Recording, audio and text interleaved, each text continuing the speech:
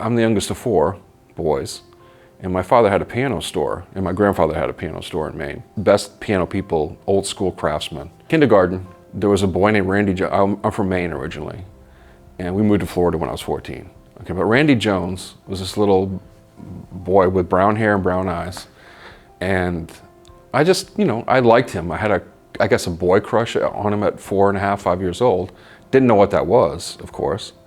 But the first day of first grade, I didn't see him. I was excited to see him. And then I went to the teacher and said, "Where's Randy?" And she says, "Oh, the Joneses moved out of state over the summer." And I remember feeling this incredible disappointment. Of course, at 5, 6 years old, you don't know what that is. I didn't know what that was. I played Pee Wee football when I was 10. And I did that on my own accord. I'm the youngest of 4. My dad was a Little League coach for my older brothers. By the time I came along, brush your teeth, don't brush your teeth. Do your homework, don't do your homework. Go to bed, stay up. They didn't care, I did whatever I wanted. But I didn't have that push to do Little League. In high school, in junior high, up north you had to take showers. It was mandatory, everybody took a shower. And when you're going through puberty at that age as a gay boy, that's kind of it's exciting in a way because you're seeing things that you haven't seen before. So I came out to my best friend, and he thought I was joking because I had girlfriends in high school. He was really cool. He didn't believe me at first. He thought I was just pulling his chain, and I'm like, "No, I'm gay." And he's like, "Okay." Like I said, I played 2 years of Pee Wee football. I enjoyed it, but as a gay young athlete, there was a situation that made me very uncomfortable. At 10 years old, they wanted me to be the backup quarterback. Now, to be the backup quarterback, you had to take a hike from the center. Well, so that I'm very timid about putting my hand in the boy's crotch, and my coach is grabbing my hand and just put it up there like this, and I just felt very uncomfortable doing it.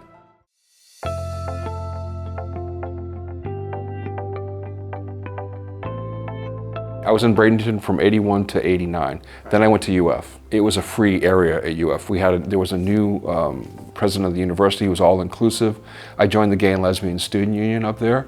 Then we became an actual sanctioned group.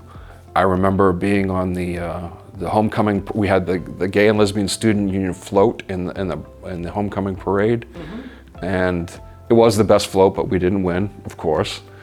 And I moved, I spent the summer at my brother's house in Lake Worth, and in high school I did auto body repair, so I had that skill, and I had a truck and a car, and I had to redo my truck, and I worked on cars that summer, and enough money to recondition my pickup truck, and I sold my car, which gave me my apartment on South Beach. It gave me a massage table, so I was able to start a new life in South Beach. So I lived there for 2 years.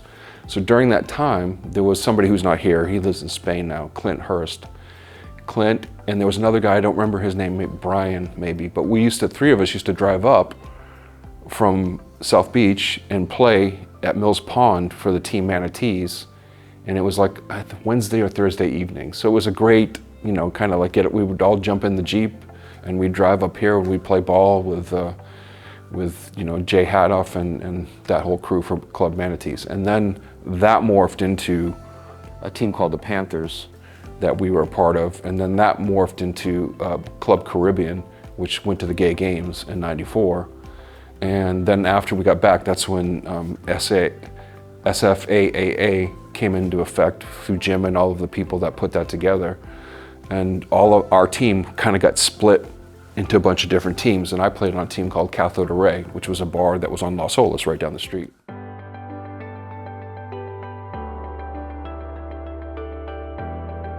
I moved to Miami right when I signed my lease the Friday before Hurricane Andrew hit. Yeah, on Miami Beach. So 2 years after that, I moved right off of Davie Boulevard, and I lived there for about 2 years, and then I moved back to Miami. So my time playing softball was between Miami and then when I lived right up the street here. And so in terms of bonding and meeting people, so this was how you did it back then, right? Well, outside of, because South Beach back in 92, 93, that was the heyday. Mm-hmm. And I used to work at this little place called the Muffin Man, which was on 12th Street, and it was right behind Kitty Corner in back of the Marlin Hotel. and it was a little hole in the wall that the locals would come to. I met Gianni Versace and his lover Antonio D'Amica. They would come over from the Marlin when Casa Casarina was being added onto and reconstructed. So they would be here and they would stay at the Marlin, and they would just walk out the back door and right across the street to the Muffin Man, and that's where I met them. So I met Gianni, and then I ended up, when the house was finished, I used to go and massage them. Gianni, Antonio D'Amica, his partner, Donatella Versace. I was unfortunate enough to work on Sting and his wife Trudy when they were staying there one time. I mean, I would think we're much more out than the people here in their private lives at that point. In Miami, yeah, people were more out there.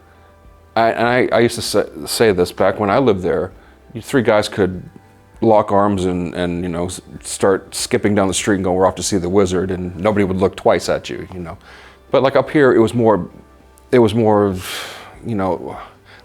dance club oriented kind of stuff, and here it was more going to the bar and having a couple beers and going to dinner. Miami Beach, when I lived there was an event to go to every night. There was a bar called Semper's, which was almost right one block out Ocean Drive, and you had to go underneath one of those old hotels. Mm-hmm. You had the Warsaw Ballroom, was 2 big nights a week. Wednesday night, they would have an amateur strip contest, which was always a hoot. And I don't know if it was Friday or Saturday was their big night. And then you had Paragon, which was 1235 Washington Avenue, which became Prince's Club. And last I knew, it was Mansion. I don't know what it's called now, but that was an old, Art Deco theater that ended up, becoming a great nightclub. We had Hombres. We had a club called Torpedo, and then I was there when Twist opened. And we had on Lincoln Road, we had the Kremlin, which became Score. And then further down, we had the West End. And their little logo was "Meet your best end at the West End." It was kind of funny. So then softball was kind of like an escape from that. And then that became a whole new group of people that I met. Because down there was just working and going out to bars, because that's what everybody did, That was the life down there.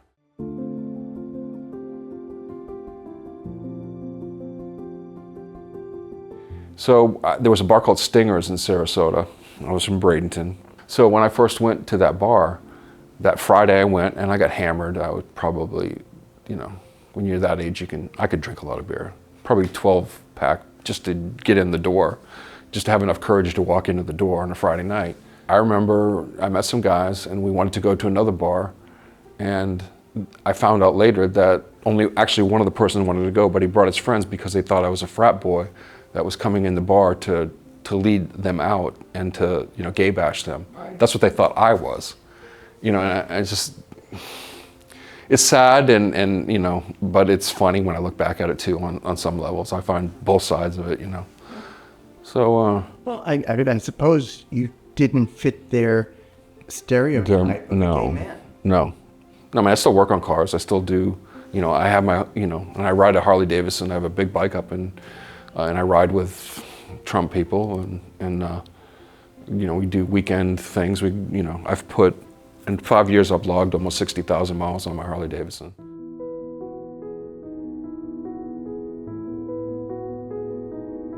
Jim, about a month and a half, 2 months ago, said, would you like to come down? And I was like, yeah, okay, I'll come down. I'll drive down, because I like to drive as opposed to flying. It takes me 12 hours to drive to South Florida. So a couple days before, I put something on Facebook about it, and a couple of photos I had dug out, and all the memories started like flowing about this whole thing. And coming here was like great, because all these friends that I have that I haven't connected with in 25 years.